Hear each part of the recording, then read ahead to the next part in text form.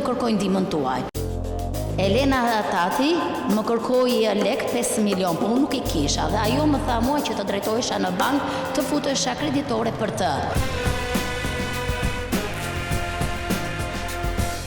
Elona, përshëndetje, Odeta, gazetar nga emisioni Stop si je. Problematikën e dim, kam 2 deklarata notariale në dorë. Tani afati më i fundit ishte një qershor që të jepje parat. Unë kam ngelur zonjës dhe 2 milion e 200 diçka e tillë. Na jep një afat. Me premtim.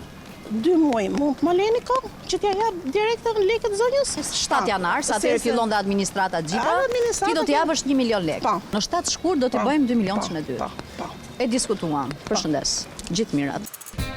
Dhe pas në hyrjes emisionit investigativ Stop, ky rast u zgjidh.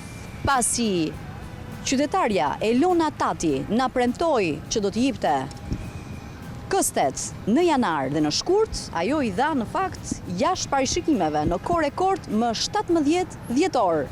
Zonja mori parat e saj, apo jo? Po, unë i mora 2.300.000 parat e mia, ato që nuk arrita do t'i merja për 2 vjet e gjys, i mora për punë 5 sekondash. Ju faleminderit juve dhe gjithë stafit të juaj.